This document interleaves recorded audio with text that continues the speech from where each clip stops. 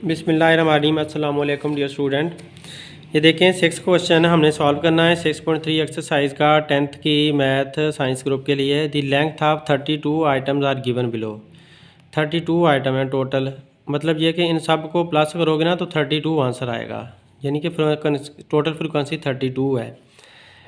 तो find the mean length and standard deviation of the distribution. ये जो table बना हुआ है ना, इसमें इसकी हमने मीन भी फाइंड करनी है।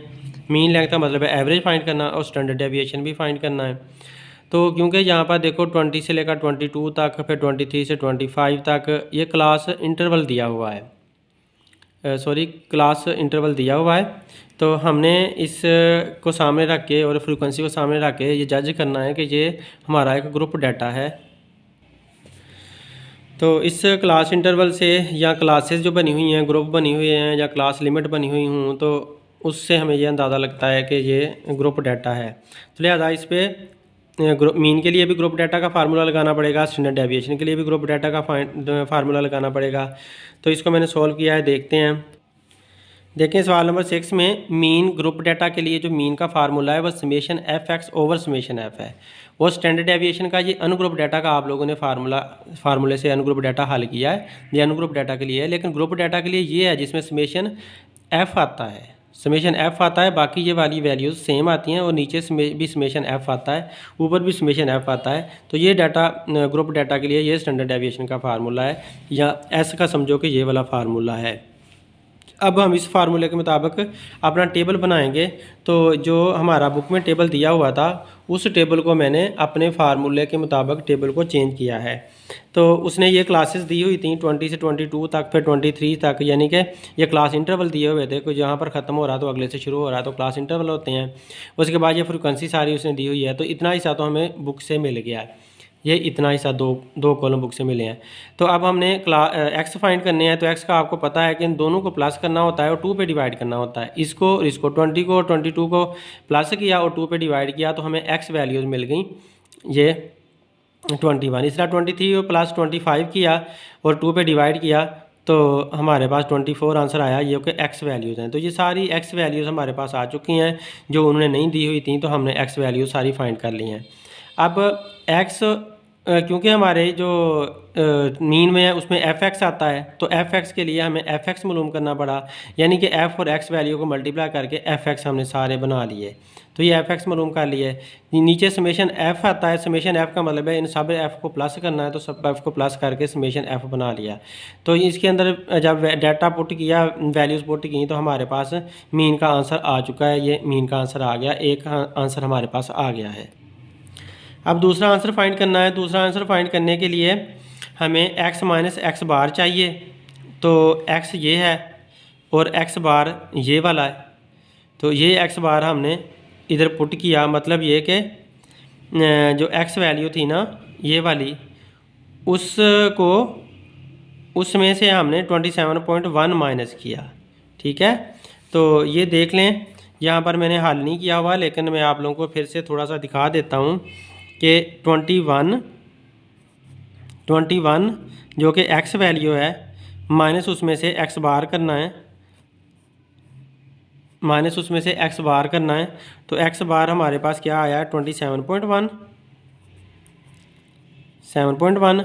जब इसको माइनस करते हैं तो हमारे पास आंसर क्या आता है, ये वाला जो पहला आंसर है वो आया -6.09। ठीक है, तो इस तरह पहला आंसर आ गया। और फिर दूसरा आंसर दोबारा हम x में से, इस x में से x बार को माइनस करेंगे, यानी कि 27.1 को माइनस करेंगे, तो ये अगला आंसर आ जाएगा। इस तरह से हमारे जब बड़ी x बार बड़ी थी तो माइनस के आंसर आ गए, जब x बार छोटा हो गया तो ये प्लस के आंसर आ गए। सेम उसी तरह से जैसे पहले आप सवाल कर चुके हो x माइनस एक्स बार मालूम करने के लिए। तो ये उस तरह से सारे आंसर आ गए हैं। अब इनके सबके स्क्वायर लेकर यहाँ पर लिख दिए, इस लाइन के इस कॉलम के सबके स्क्वायर लिए हैं, तो ये यहाँ पर सारे स्क्वायर्स आए हुए हैं। स्क्वायर आने के बाद हमने इनको f के साथ मल्टीप्लाई करना है, इस कॉलम को f के साथ मल्टीप्लाई करना है। f क्या है, ये वाला। तो f के साथ हमने मल्टीप्लाई क्यों करना है, इसलिए कि जो हमारा टेबल है उसमें summation f x minus x bar का स्क्वायर दिया हुआ है। तो जब हम f के साथ मल्टीप्लाई कर लेंगे तो ये f into x minus x bar का स्क्वायर हमारे पास आ जाएगा। ये सारा आ गया। इसको जब सारे को प्लस किया तो ये वाला आंसर आ गया। ठीक है, प्लस करने से ये आंसर आ गया। अब summation f x into x minus x bar whole square बन चुका है। तो ये इसके अंदर फीड कर देना है, ये वैल्यू पुट कर देनी है और नीचे समेशन एफ़ की वैल्यू यहाँ पर आई हुई है 32 वो लिख देनी है। तो आप लोगों ने इसको इस पर डिवाइड किया तो अंडर रूट लिया, अंडर रूट लेने के बाद ये हमारे पास फाइनल आंसर आ गया है। तो इस तरह से हमारा दूसरा आंसर भी आ चुका है जो कि स्टैंडर्ड डेविएशन ग्रुप डाटा की निकालनी थी, वो भी निकल आई है। क्वेश्चन नंबर 7 देखें, for the following distribution of marks calculate range. ये मार्क्स की डिस्ट्रीब्यूशन दी हुई है, मार्क्स इन परसेंटेज 31 से 40 तक, फिर 41 से 50 तक, यानी कि ये क्लास इंटरवल दिया हुआ है। इधर से फ्रिक्वेंसी दी हुई है, नंबर ऑफ़ स्टूडेंट्स 28, 31, ये फ्रिक्वेंसी भी दे दी हुई है। तो यहाँ से हमने रेंज फाइंड करना है, तो इसका मतलब है ग्रुप डाटा का रेंज फाइंड करना है। तो ग्रुप डाटा के रेंज का फार्मूला और है, हमने पहले अनग्रुप डाटा के रेंज फाइंड किया था, उसका फार्मूला और। तो डियर स्टूडेंट देखें, इसमें ग्रुप डाटा का फार्मूला लगाना है। इसने क्लासेस हमें दी हुई थी 31 से 40 तक पहली क्लास है, फिर 41 से 50 तक है अगली। तो इसको और फ्रिक्वेंसी का ये टेबल उसने दिया, कॉलम फ्रिक्वेंसी का भी दे दिया। अब हमने इसकी क्लास बाउंड्री बनानी है। ये CB का मतलब है क्लास बाउंड्री। तो क्लास बाउंड्री हमें मालूम करनी है। जब 31 में से 0.5 माइनस करेंगे ना 31 में से, तो 31 में से 0.5 माइनस किया तो 30.5 आंसर आया। तो ये 30.5 मैंने लिखा हुआ है। और इसमें से 40 में से 0.5 प्लस करेंगे तो 40.5 बन जाएगा। इस तरह से आगे हम चलते गए तो यहाँ तक हमने 70.5 और 75.5 आया। अब हमें पता है कि रेंज जो है ना वो बराबर होता है एक्स मैक्सिमम वैल्यू एक्स की और मिनिमम। तो मिनिमम वैल्यू ये 30.5 है और मैक्सिमम वैल्यू 75.5 है।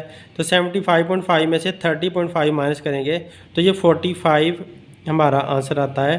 45 ये थोड़ी सी मिस्टेक हुई थी, इस वजह से मुझे दोबारा इसको लिखना पड़ा। तो यूँ हमारी एक्सरसाइज 4.3 पूरी सॉल्व हो गई है। Thanks for watching my video. अल्लाह हाफिज़।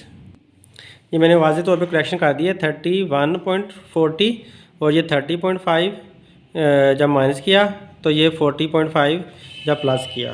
तो इधर भी 75.5 में से 30.5 माइनस करेंगे तो 45 आंसर आता है, जो कि बुक का आंसर है। Sorry for inconvenience. अल्लाह हाफिज़।